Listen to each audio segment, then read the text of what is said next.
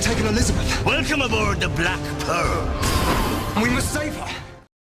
The sea has many colors: deep blue, storm gray, ghost white. But when pirates fought, it burned red. Not from blood alone, but from fire. Long before cannons ruled the oceans, pirates learned a different kind of warfare, one built on chaos, smoke, and terror. Fire wasn't just a weapon, it was a message. A promise that no ship, no flag, and no man would escape untouched. Because when a pirate set fire loose upon the sea, even the ocean couldn't save you. Fire is a weapon of fear. Every pirate knew the same truth: fear killed faster than steel. A sword could take a man's life, but fire could take his soul. The moment flames touched a wooden deck, panic spread like wind through gunpowder.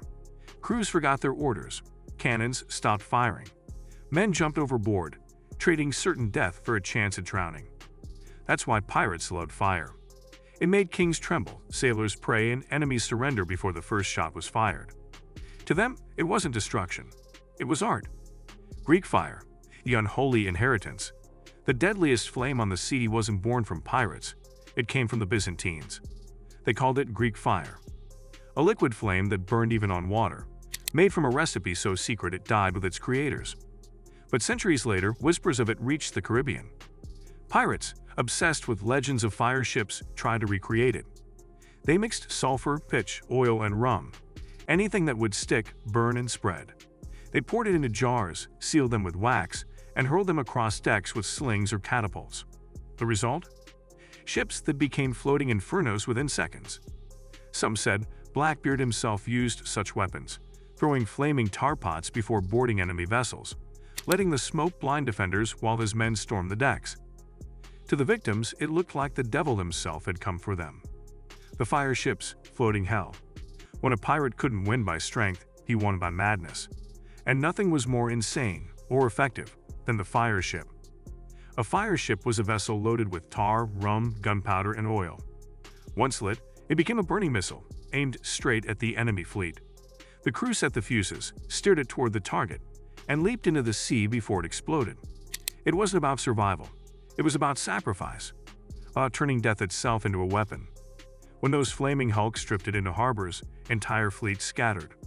Even naval warships fled before the inferno. Because no matter how powerful your cannons were, fire didn't care. It devoured everything. Pirates called them Hell's Gifts.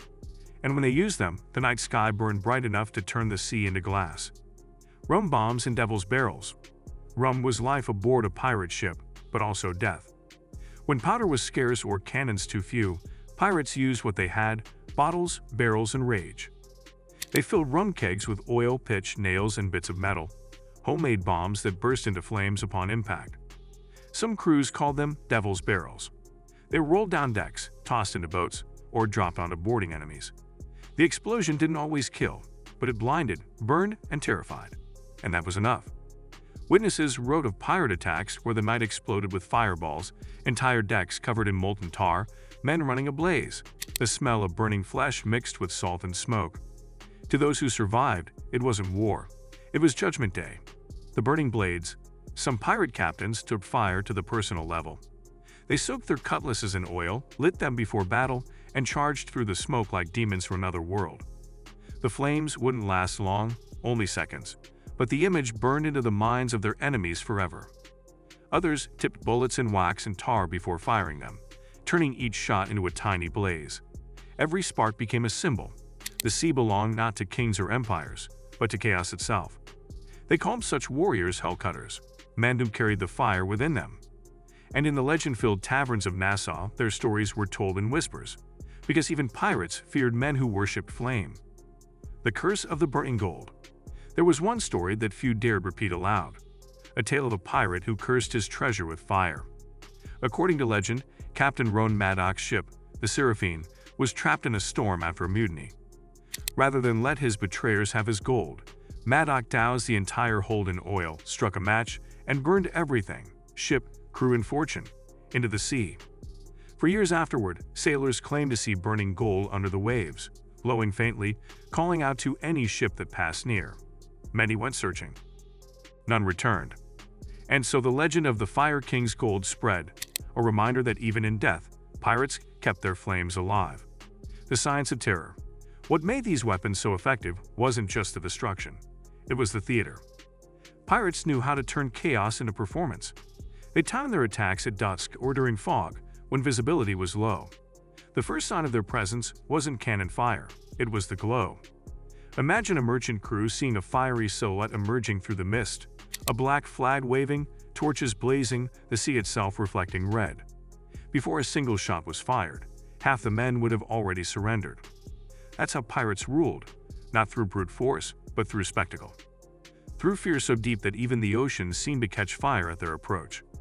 The fire that never died. When the golden age of piracy ended, most of their weapons sank beneath the waves, rotting wood, rusted cannonballs, forgotten names. But the fire? It stayed. You can still see it today in naval tactics that use smoke and chaos to break morale, in the burning oil weapons of later wars, in the human instinct to use terror, not just strength, to win. The pirates had understood something eternal. Men don't fear death. They fear the manner of it. And fire, the devourer, the purifier, the destroyer, gave them the power to decide that manner. The ocean can swallow anything, wood, metal, flesh, but not memory. And when you look out over a calm, endless sea, you might think it's peaceful.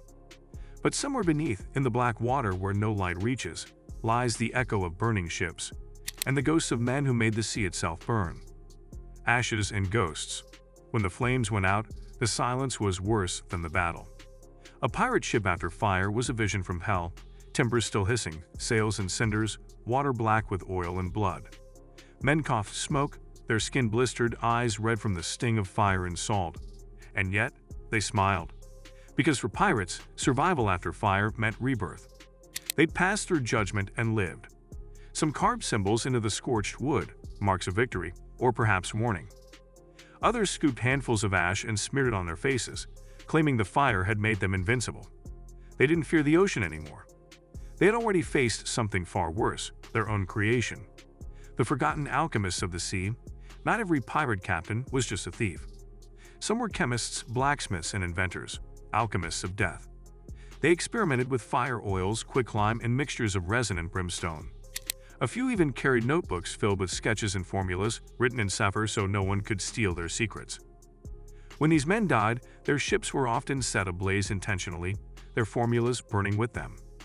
To destroy knowledge was to protect it. Because in the wrong hands, fire could consume the world. Those notebooks, if any survived, have never been found. But divers off the coast of Hispaniola still speak of melted glass bottles fused into coral, and blackened coins fused together by impossible heat. The ocean keeps its secrets, and perhaps so do the flames. The fire and the flag. Every pirate flag told a story, the skull, the hourglass, the bleeding heart. But one flag, now lost to history, showed a burning ship sinking beneath the waves. It belonged to the crew of the Inferno, known for lighting their torches before every raid and shouting, "The sea shall burn." Their enemies called them madmen. But sailors whispered that their fire could never be put out, that even the rain refused to touch their flames. No one knows what became of them. Some say they went down in a storm of their own making. Others say they became part of the fire itself, spirits haunting the waves, waiting for the next spark to rise. The final flames centuries later, archaeologists still find traces, blackened wood, fused cannon metal, glass scorched to sand. They call them relics. But to the pirates, they were proof that the sea could be conquered, if only for a heartbeat. The fire weapons of the past were crude, chaotic, and unpredictable, yet they captured something eternal. A truth that men of every age have learned and feared. Fire cannot be controlled, only unleashed. And so, every time the ocean glows at sunset, every red horizon that turns the waves to blood, remember this: you're not watching beauty. You're watching memory. The ghosts of the pirates' flames still drift there, flickering just beneath the surface. Because though the pirates died long ago, their fire never did.